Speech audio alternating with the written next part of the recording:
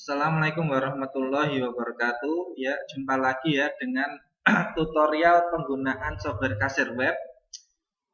Dan pada video kali ini kita akan menjelaskan tentang menu-menu yang ada di program kasir web ya. Jadi nanti karena banyaknya menu-menu yang ada di program kasir web, maka untuk video ini kita akan menjadi dua bagian. Yang pertama, untuk bagian pertama yaitu penjelasan mengenai menu dashboard, menu inventory atau barang, kemudian menu pembelian, menu penjualan, kemudian menu pemesanan, dan menu transfer stok kalau masih ada waktu. Ya, langsung saja ya untuk penjelasannya. Kita mulai dengan kita login ke software kasir web dengan username admin. Oke. Nah, di sini adalah halaman utama dari program kasir web jika kita login sebagai admin. Nah, di sini secara umum saja gambaran ini dashboard. Dashboard adalah tombol cepat untuk masuk ke menu-menu yang sering dikunjungi, sehingga jika kita ingin ke menu barang misalnya tidak usah klik inventory kemudian barang, tapi langsung melalui ketik pilih ini inventory di dashboard ini akan langsung masuk ke menu inventory atau barang seperti itu. Oke, demikian juga untuk menu-menu lainnya seperti pemesanan, penjualan, pembelian, transfer stok. Ini merupakan menu pintas sehingga kita tidak perlu untuk memilih di kiri bawah untuk masuk ke menu masing-masing seperti itu. Kemudian di bawah ini adalah grafik penjualan. Grafik penjualan ini adalah grafik penjualan dari software kasir web pada cabang itu. Kalau ini unit 1, maka ini adalah grafik penjualan dari unit 1. Jadi kalau kita ingin melihat dari grafik penjualan, kita sudah bisa melihat dari tampilan utama ataupun kita bisa melihat dari menu penjualan. Nanti ada pilihan menu grafik penjualan ya, seperti itu. Sama saja. Oke, selanjutnya kanan atas ini adalah menu pencarian seperti yang kemarin kita jelaskan di cara untuk melakukan pencarian barang. Nah, cara dan sistemnya sama ya untuk pencarian barang seperti itu. Saya kira sudah jelas. Untuk ini adalah menu untuk ganti cabang atau ganti unit seperti yang dijelaskan di video kemarin. Nah, langsung saja ya, karena kita dashboard sudah mengetahui, untuk profil dan logout sudah mengetahui, kita masuk ke menu inventory atau menu barang. Menu barang terdiri dari ada barang, supplier, promo, kartu stok, top 6, penjualan barang, dan laporan stok.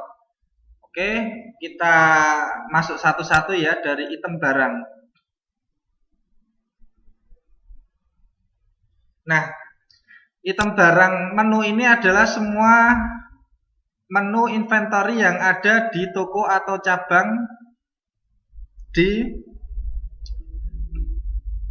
program kasir web itu. Jadi semua item atau barang yang ada di toko atau yang sudah diinput di program kasir web akan terlihat di sini seperti itu.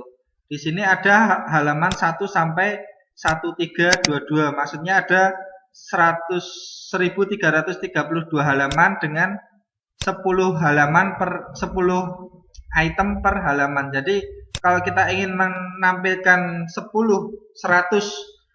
item per halaman, kita tinggal ini dipilih 100 kemudian kita enter seperti itu. Kita tunggu. Nah, ini ya sudah menjadi 100 item per halaman seperti itu. Nah, untuk suatu saat kalau gimana cara untuk mencari barang karena jumlahnya sudah sangat banyak, adalah sangat mudah dengan di sini. Ini adalah fasilitas pencarian barang. Di sini kita bisa melakukan pencarian barang berdasarkan barcode, nama, kategori, deskripsi, supplier, atau letak. Kemudian kategori juga bisa dipilih drop down-nya seperti itu. Sebagai contoh ya, saya ingin melakukan search semua barang yang memiliki nama ABC, seperti itu. Kemudian kita pilih kategori bisa minuman, makanan, atau semua. Kita coba semua. Kemudian kita klik cari. Oke, setelah proses pencarian selesai, kita akan dapatkan semua item yang memiliki nama ABC. Seperti itu. Ada 23 halaman dari 10 halaman seperti itu. Jadi seperti itu cara untuk melakukan pencarian secara mudah. Nah, untuk cetak label ini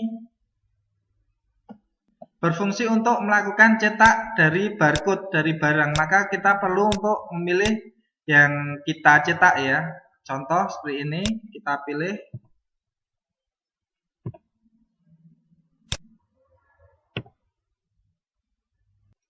Nah, nanti hasilnya adalah seperti ini. Jadi kita setelah label sudah terpilih, maka kita bisa melakukan print seperti itu. Kemudian untuk ekspor Excel sama.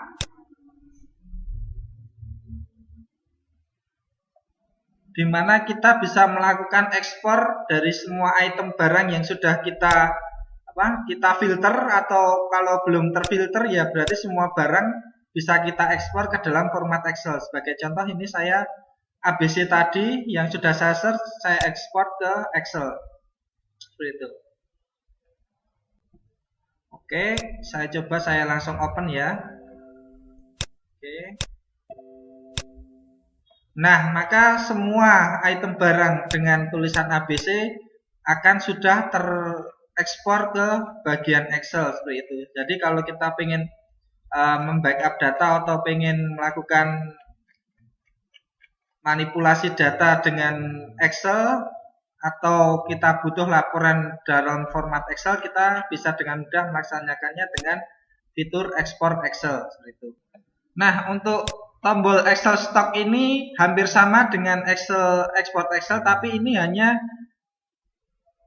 menghasilkan format Excel dari jumlah stok yang ada ya. Jadi kita ekspor dari nama-nama item ini dan jumlah stoknya berapa. Sebagai contoh kita klik Excel stock. Oke, langsung saya open. Nah, hasil laporannya adalah seperti ini. Dari nama barcode, nama barang, kategori, kemudian stoknya ada berapa, kemudian ini ada cek stok. Jadi kalau kita ingin melakukan inventaris stok atau opnam stok, kita bisa melakukan dengan mudah.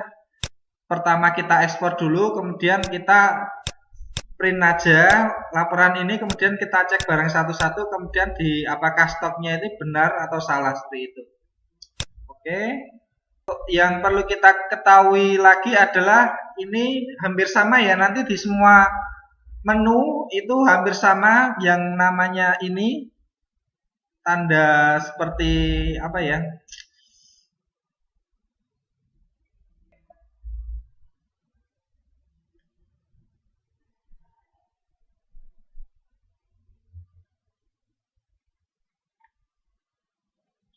nah ini adalah menu yang muncul ketika kita pilih detail barang. Jadi kita bisa mengetahui detail dari barang tersebut lewat menu pilihan detail barang seperti itu. Kemudian untuk yang ini sebelah dari detail adalah edit. Jika kita menulis barang keliru, itu kita bisa melakukan edit nama barang seperti itu.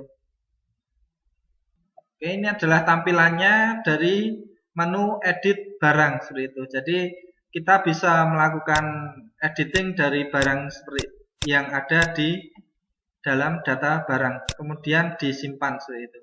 Oke, saya kira sudah jelas untuk bagian edit. Nah, kemudian yang di sebelah edit ada tulisan, ada menu delete. Di sini jika kita ingin mendelete item barang, atau jadi sebagai contoh kita menambah barang kemudian keliru, maka kita bisa melakukan delete seperti itu. Dan ini hanya bisa dilakukan jika barang tersebut belum dilakukan pembelian atau penjualan. Jadi kalau sudah dilakukan pembelian dan penjualan, maka barang tidak bisa di-delete.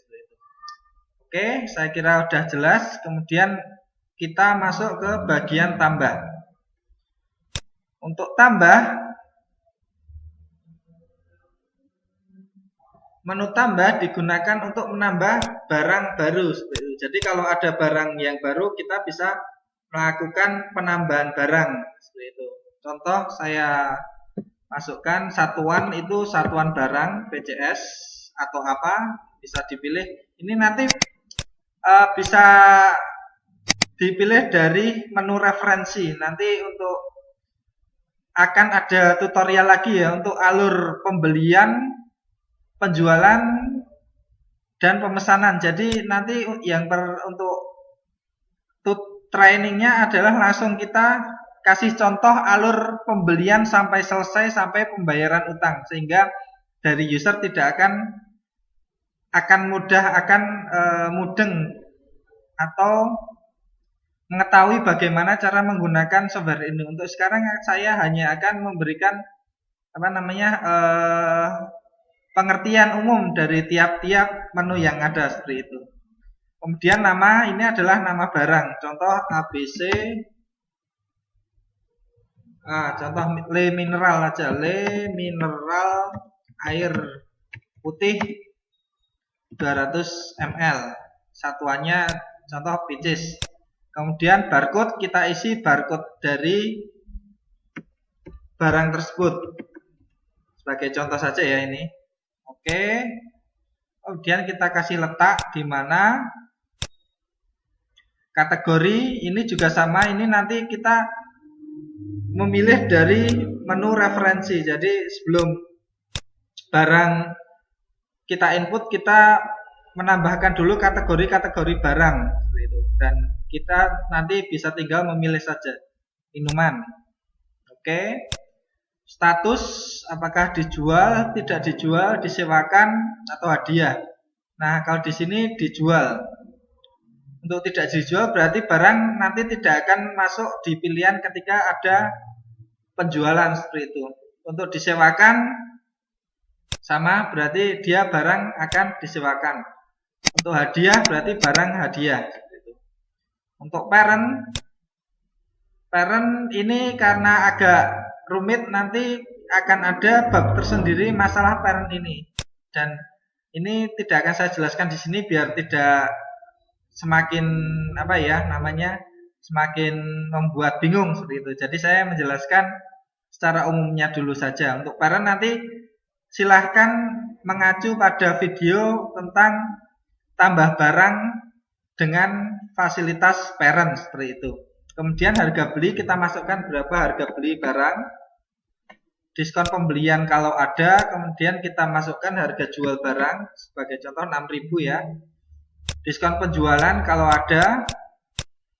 Kemudian ini adalah marginnya. Berarti kita untung 16%.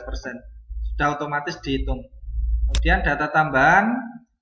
Ini data tambahan digunakan ketika untuk melakukan tracking barang ya. Jadi kalau kita pengen ada stok minimal dan pengen ada stok maksimal, kemudian suppliernya siapa, itu bisa diisi.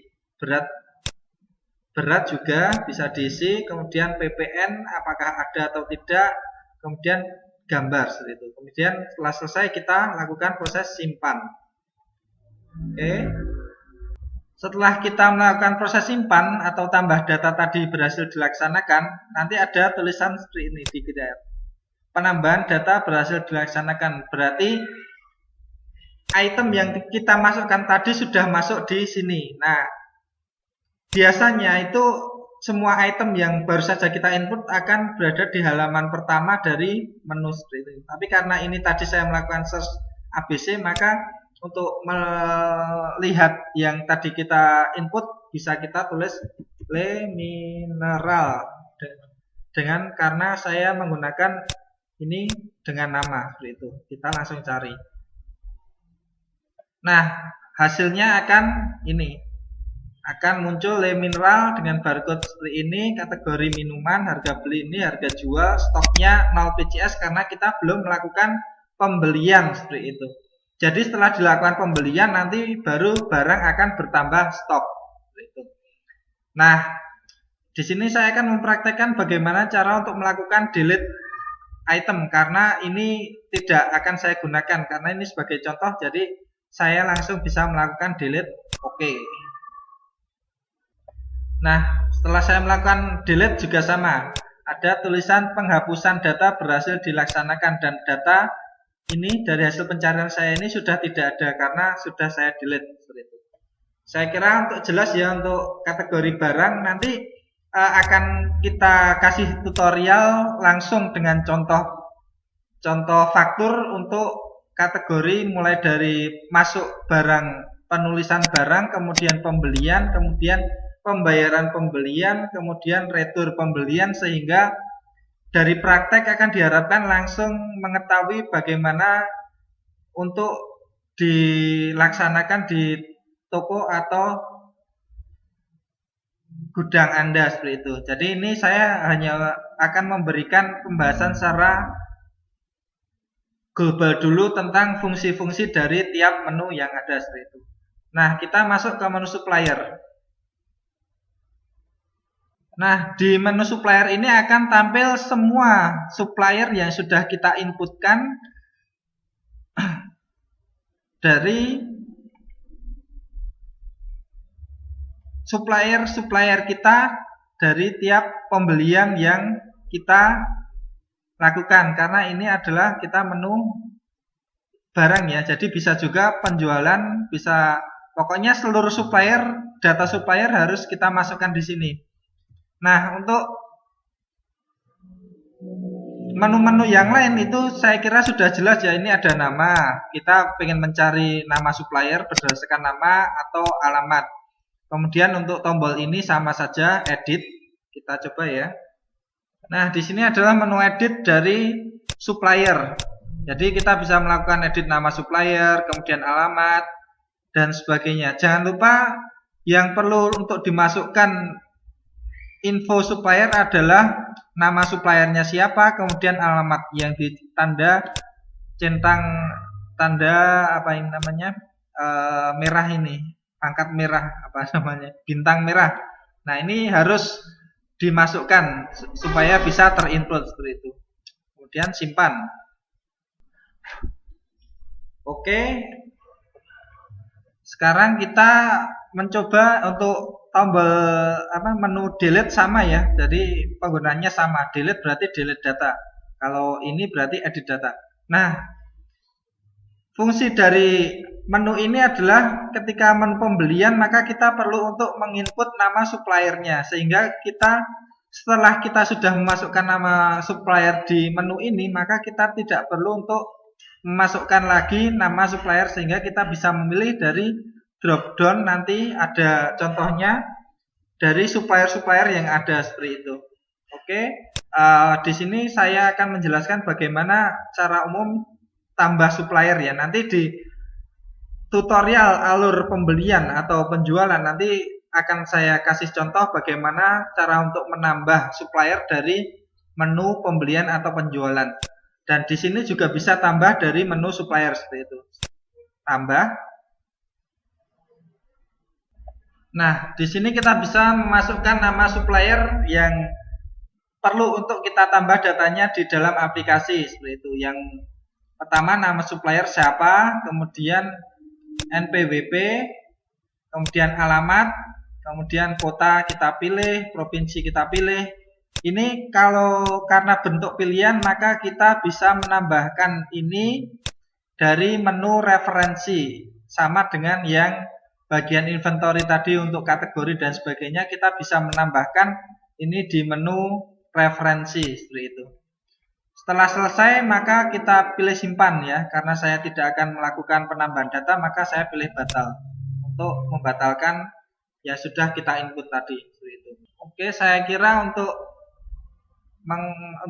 tentang menu supplier sudah jelas ya. Nah, sekarang kita akan masuk ke manajemen promo.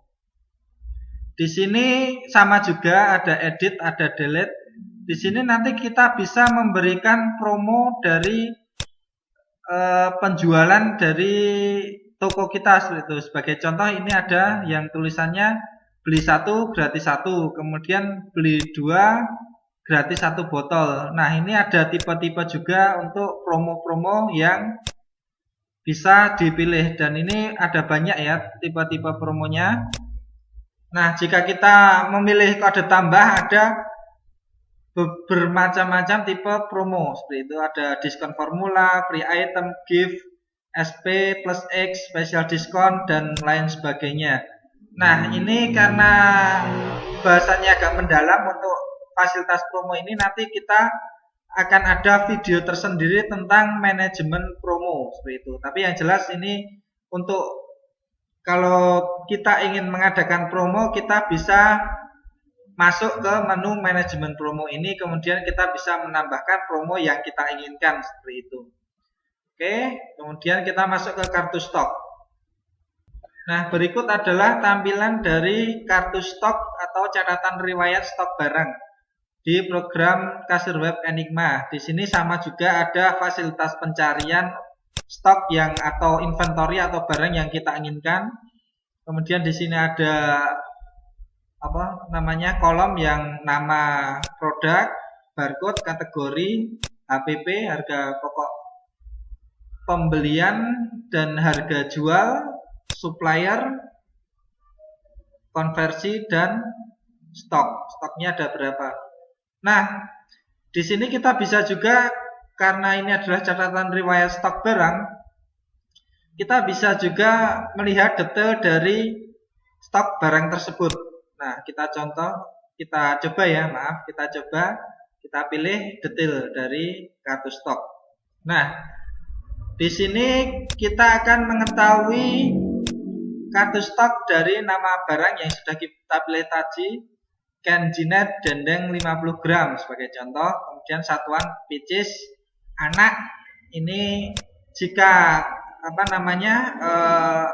Kenji item barang ini memiliki anak dari yang lebih besar, maksudnya ini per PCS dan ini yang lebih besar. Untuk lebih jelasnya nanti bisa melihat di video tentang bagian parent barang, atau bagaimana jika barang memiliki nama item yang sama tetapi satuannya berbeda. Sebagai contoh, air mineral ada yang dijual per dus, ada yang dijual per pieces. Nanti bagaimana pelakuannya bisa dilihat di video tersebut. Harga beli dan harga jual seperti itu. Kemudian di sini kita akan melihat riwayat dari stok dari item ini. Oke, ini dari tanggal berapa, 4 Maret, keluar 1, kemudian ada sisa 6 seperti itu. Oke, jadi ini riwayatnya dari mulai yang terbawah tanggal 25 Maret sampai yang paling atas adalah yang paling baru seperti itu.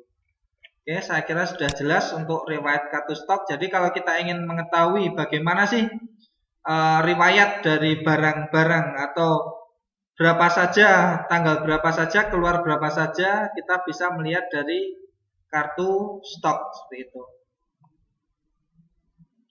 Oke, kemudian kita masuk ke menu opnam atau pembenaran stok barang.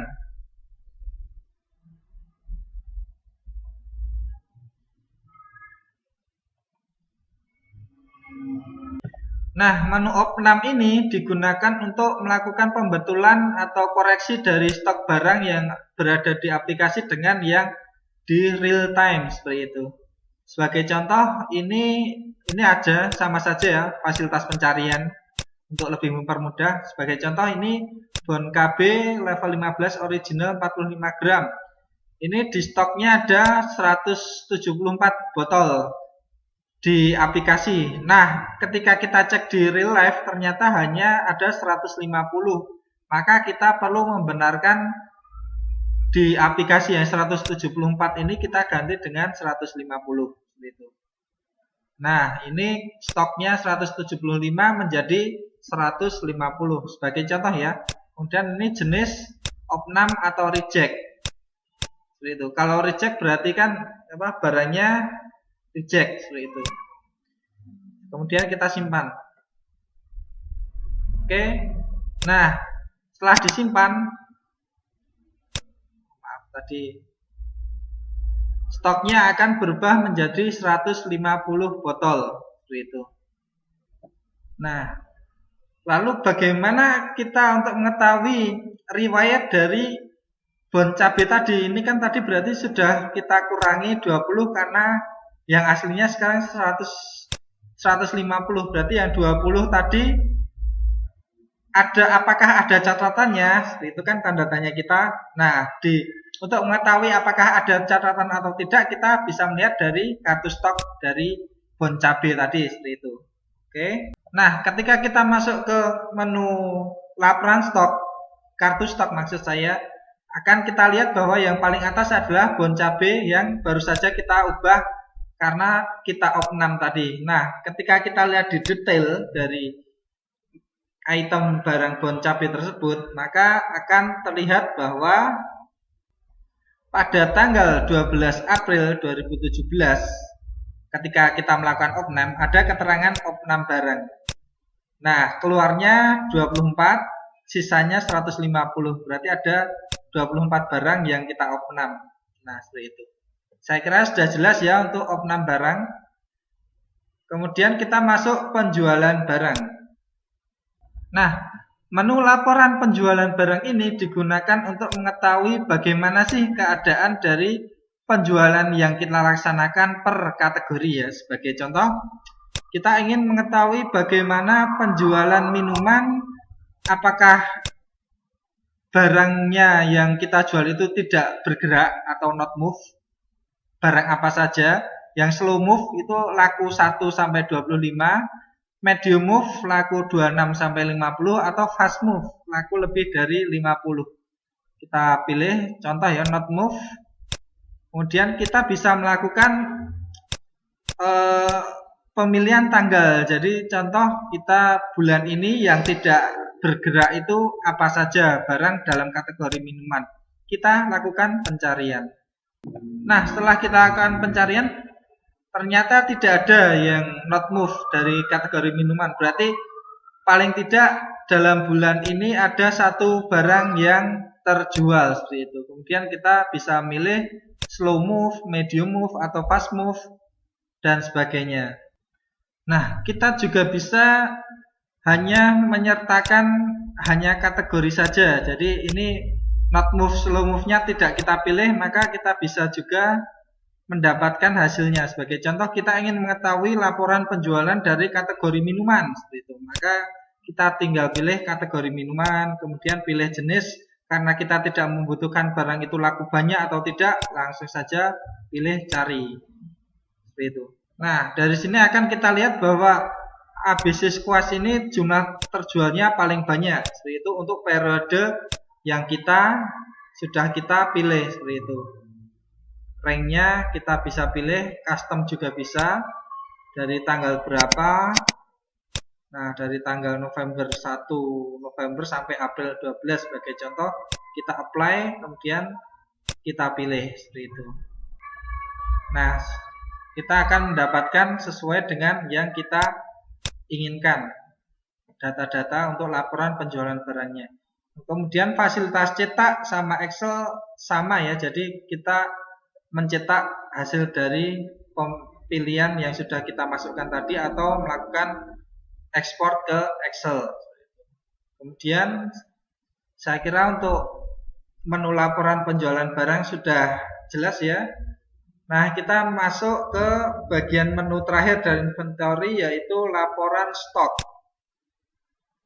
Nah, melalui laporan stok ini kita bisa mengetahui berapa sih stok yang ada berdasarkan supplier.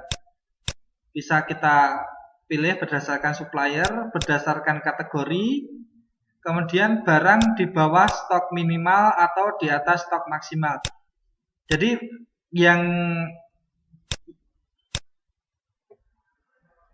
Jadi saudara-saudara kan yang pertama ketika item barang tadi kita memasukkan kan ada pilihan untuk data tambahan adalah data barang di atas minimal stok minimal dan stok maksimal maksud saya, maaf ya. Jadi fungsinya adalah di sini. Jadi kalau kita mengisikan stok minimal dari barang A adalah 10, maka ketika kita melakukan pencarian ini kita pilih di bawah stok minimal, maka jika dia stok minimalnya 10 maka akan tampil di hasil pencarian seperti itu. Oke. Contoh Abinugraha kategori tidak usah, di bawah stok minimal kita lakukan pencarian seperti itu. Oke, maka akan kita ketahui di sini ya. Jadi barang-barang stok apa saja yang kita beli dari CV Abinugraha, kemudian di bawah stok minimal karena ini 0, maka semua barang akan masuk seperti itu. Oke, kemudian sama juga kita bisa ekspor Excel ataupun kita lakukan proses cetak seperti itu. Oke.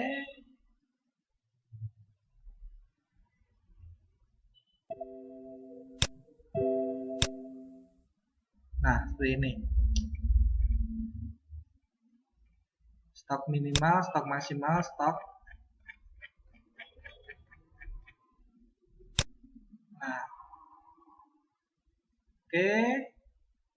Saya kira untuk menu inventory sudah saya jelaskan secara umum ya untuk semuanya. Nanti untuk lebih jelasnya kita bisa mengacu pada alur pembelian atau alur penjualan. Di situ kita akan melakukan langsung praktek dengan contoh faktur atau contoh pembelian barang sehingga kita bisa langsung menggunakan program dengan baik dan benar seperti itu. Nah, di sini nanti juga perlu untuk diketahui juga masalah parent ya. Nanti ada video tersendiri untuk masalah parent dan masalah manajemen promo karena bahasanya agak lumayan rumit. Jadi yang di sini saya untuk video ini saya jelaskan yang gambaran umumnya terlebih dahulu saja.